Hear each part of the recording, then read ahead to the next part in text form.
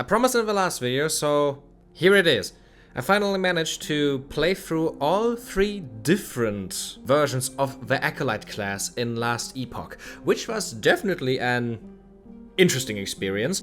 Like I said last time, I just want to talk about it a little bit. Unscripted, just from my heart, just saying it into the microphone and see how it goes. Haven't done a video like this in a long while, haven't I?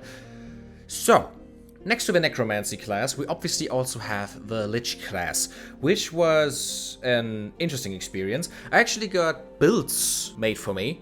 Let's start with that. I got builds made for me by somebody in the community that posted the build guide in the Discord, which just, let's just say there's this like super interesting site for build creation for Last Epoch that just points out everything with stats, with like points. You can like hover over shit to see their stats and stuff. And like it's like super interesting, and I've never seen that for any of these games, which was very nice and helpful to like just know what I have to do on each level. And just talking about the Lich class in general, I have to say it is probably my least favorite one, at least with a build that I went with, which was, like I said, provided to me by someone in the Discord.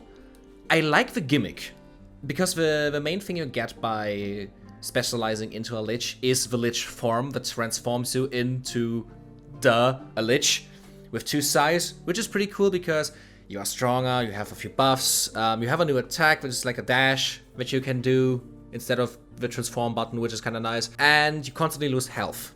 And when you level up the form, you can get like certain specific bonuses, stay longer in the form, and the longer you stay in the form, the more damage you do. It is pretty nice, it is pretty cool, especially with like the life drain ability that I have. That was really nice, I enjoyed that a lot. Also because the build was still very much minion based, that was still pretty cool. I like the minions that I use. The magic, I mean, like the magic knights are still like one of the coolest things ever in this game. What I have to say though, on repeat playthroughs, I really have to say the main campaign gets very, very boring. Like, extremely boring. Especially because your skills are locked. Like, I'm in the main video obviously talked about your skills having skill trees. Like your passive, active abilities all having skill trees themselves. Problem being, you can't really use those skill trees until you reach certain level thresholds. So if you want to use the skill trees for all of your 5 active skills, you have to be level fucking 50. And to use 4 skills, you need to be level 35. Meaning it takes a long time to actually like utilize all of your skills properly. Which can get really boring because the base skill versions can be really weak at some points. And have very big flaws that you need to fix by leveling them up, which can result in your last skill being absolutely useless until you can actually level it up, which was definitely the case in this playthrough. Which brings me to the point that this class in general felt very weak. Like, I obviously stayed alive very long, because once you turn to a Lich, you can die and then you just get reborn with full health, which definitely was very, very helpful, because this game has the exact same problem that a lot of these games have in late game. One-shots. A lot of fucking one-shots. So that was pretty nice, but killing things also took a really long time, and I don't really know why. Because that's probably also another thing that I always have a problem with in these games, which is the gearing system. Because I'm a Diablo kind of guy, I'm used to it being very streamlined, which always makes it very easy for me, because it's just like, there's a big number at top go bigger, better. That's the way I'm used to it, and now having something that isn't that doesn't instantly make it harder, but it feels harder, which could be a problem with the game just having a worse like loot pool, because it apparently also doesn't have a loot filter. What I mean by that is, in for example Diablo 4, if you play a Necromancer, you mainly get Necromancer adjacent gear and not like Barbarian gear or something. This doesn't seem the case for Last Epoch. I constantly get like weapons, armor pieces and stuff that I just cannot or don't want to use on my character, because it just does not make sense. Which can be really frustrating, because a lot of the gear you get is just straight up garbage. Which makes sense why the game has a build and loot filter feature. And then again, even if you use that, most of the things you get is very bad, which resulted in me at level 50 still using like gear centered around level 20, because I just simply did not get anything that increased the stats that I wanted to increase. Like, I didn't even just look at like armor increases, which obviously also are very useful, but just like stats increases for stuff that I actually use. Which probably also is another reason that made it a lot more frustrating for me when I got to points where I just hit walls out of nowhere, where the difficulty spike just increased and enemies ran at me that just one-shot me out of nowhere while I take like 15 minutes to like kill them. Okay, that's like okay, it's an ARPG, it's like 20 seconds. but I hope you know what I mean. And I like ARPGs a lot. I mean, if you were here at the beginning of the channel, I wanted to make an entire series centered around ARPG games. The gearing system is always a point of contention for me due to these things. And I think that definitely just increased the problem that I had with the Lich. Because if you remember, with a Necromancy playthrough, I got really fucking good gear for some reason, which just led to me having like Keeper Glass. That allowed me to just summon even more minions. So that was really cool, but I just didn't really get anything that helped me in the Lich build. Which probably is one of the bigger reasons that just let it feel very weak. Well, let's not dwell too long on that. Let's just go to the next class, the Warlock, which was actually the most surprising one to me, because I actually expected it to be the one I enjoy the least. Because in the one class you are a summoner that has like a billion different cool necromancy creatures to summon, and the other one literally turns herself into a fucking ghost demon that can kill people and suck off their health. And what does the Warlock have? Curses and strong attacks. Which, as it turns out, is a lot of fun. You don't really center around summons a lot, even though I did. And the class actually had a pretty cool thing that I abused, but let's get to that later. You don't really rely on summons as much as you rely on just cursing enemies and just attacking them with big fuck you attacks, which is really cool, especially because the main thing you get by going into that class is this like fissure attack, which just like creates a massive like crack in the ground that burns people and shoots out bullets at them, which at the later points of the game really turned into like probably one of the strongest things I had, especially with my normal attack just being this like fuck you scream attack that explodes after a second. That was also really cool. It just like also curses people with 50 different things. Like look at the like the icons appearing out of the health bar. It's like amazing. And the class definitely had a really fun gimmick that I was very confused about, because I as well used a build guide for that. That you can see the active skills I have in this, right? I have the skeleton warriors and a golem in this, and they are both not in the selection for my active skills that I level up, which was a really interesting system, and I massively relied on them, because the only reason they are here is to have fodder for the enemies so they don't attack me the entire time. They're basically just there to tank the damage for me, because I am pretty weak. I can tank out a few hits, but mainly they are there to distract enemies while I'm just in the back lines, shooting at them, cursing them and stuff like that. Because you can see I have 2 different skills in my selection, which I don't actively use, but other skills of mine had points in their skill trees allowing them to cast that other skill when I use them. Which just resulted in me using this like burning orb thing that I turn into to cast a flame curse on the enemy that makes them explode, and where every time I cast that fissure, instead of using normal bullets, it uses this main rocket thing that it shoots out. It's really cool. It was a lot of fun to play with that, and it was a cool way to like use this system on skills that I don't even have equipped in my active skill bar, which I wish that more classes had. I don't really think other classes had that option, which is kind of sad. But it allowed me to play around with a lot, which, like I said, was a lot of fun, which I did not expect. But then we get to the bad part, because I still had the exact same problem with dying a lot, which is very important now, because I did not beat the main campaign with both of them. I did not beat the main campaign with the Lich or the Warlock, which I wish I did, but I just couldn't. And I don't know why. With the Lich, I had massive problems against this like massive water guy. I don't remember any of the names and don't care about looking them up, I'm sorry. You can see him on the screen. It's like this big tentacle motherfucker, and it's like so annoying because, oh, look at that. He attacks you a few times, they don't do damage, boom, dead. And that is a big problem with like endgame bosses in this game. They are AoE monsters. They have like a bunch of different moves. They look really cool. Like I already mentioned in the main game, the bosses are very much a spectacle, and they don't really feel like ARPG bosses because of it, because they have a lot of different movesets. They have like you have to predict their attacks. They have like, they telegraph them very well, which was pretty nice. But then they all have that one fucking move. All of them have that one move that just one-shots you, and if you don't react in the perfect time, you're dead. And you have to do everything all over again.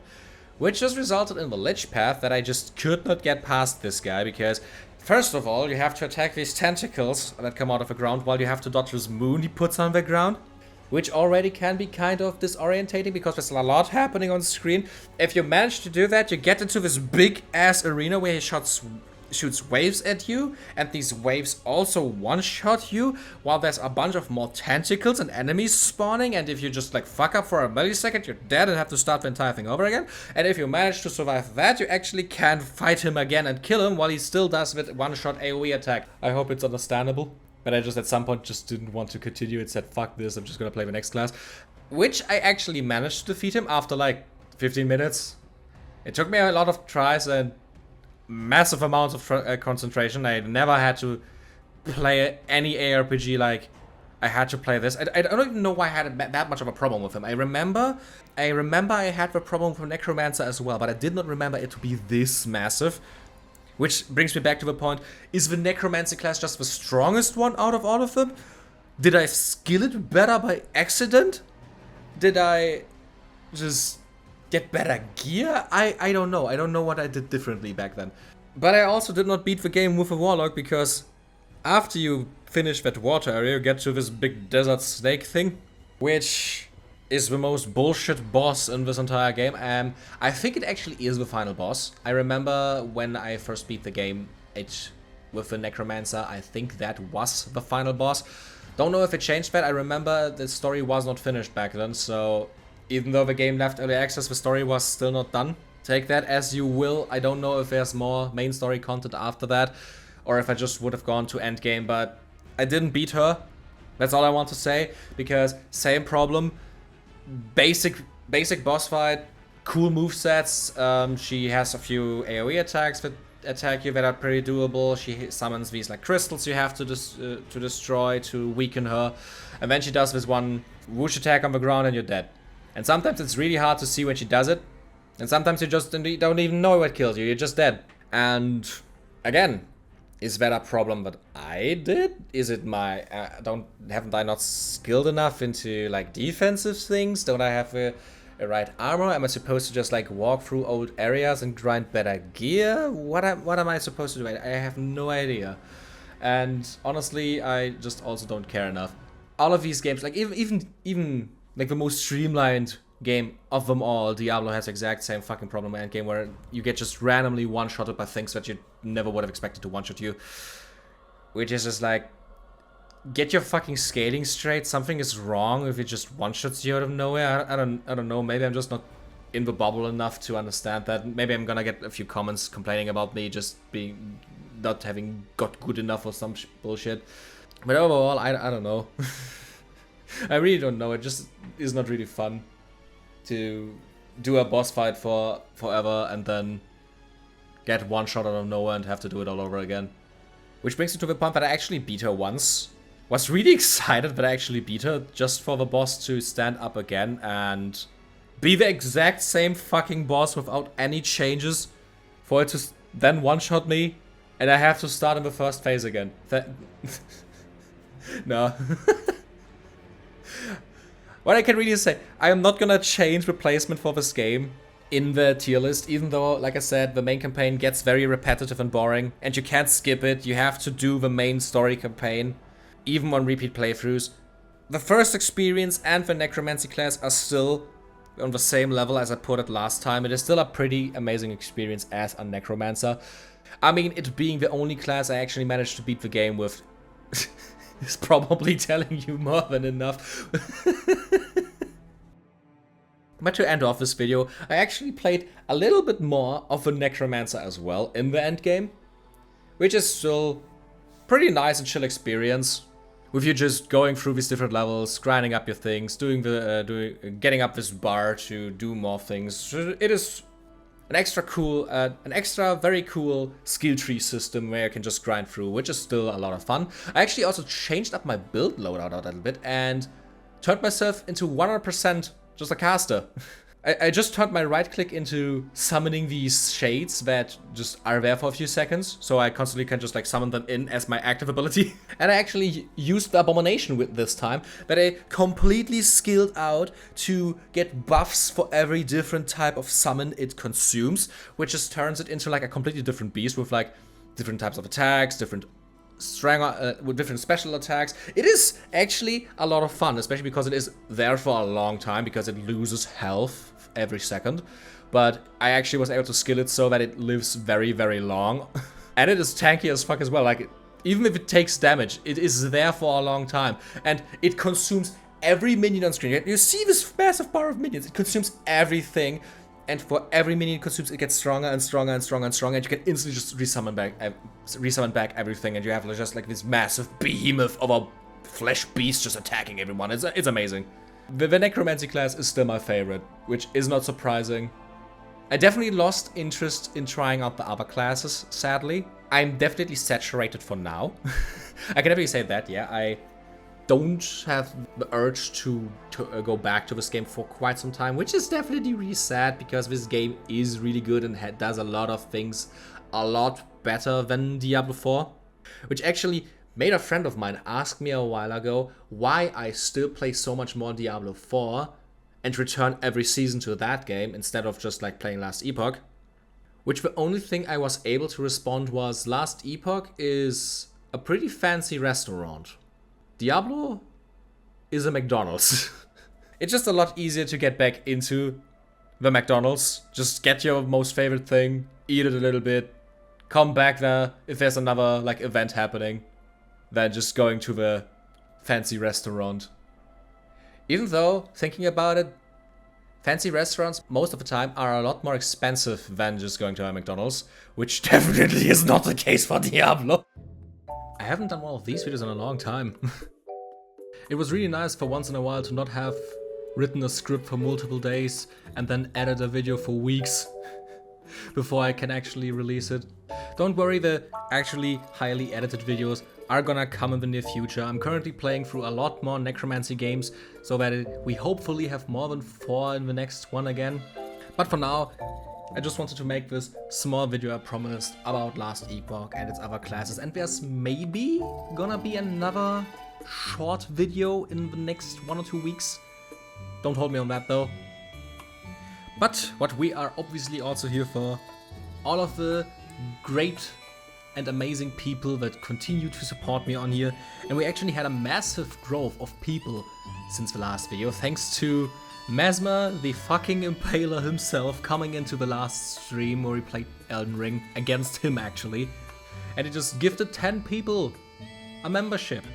So there's quite a few more people than last time here. So I want to thank, of course, Mitzi, MK33, Kirsty Halloran, Elifir, Delcius, Tigrex Knight, Cory Kodika, Hender Kerensky, Go Green Basti, Salsa, Tiny Gamer Triss, Kuroi Otori, Der Traumdieb, Garok Malak, Sir T. Beggins, and Sadunya1234. I hope I said that last one correct. We are always a growing community, and it's always nice to see new people go in here. And to actually honor everyone who is in the membership now, we had a pretty funny idea on the Discord to add one of these funny skulls to the beautiful horde picture at the end. So even though you aren't gonna get a personalized doodle drawing, you're still somewhat represented on the video. Thank you again, and see you next time.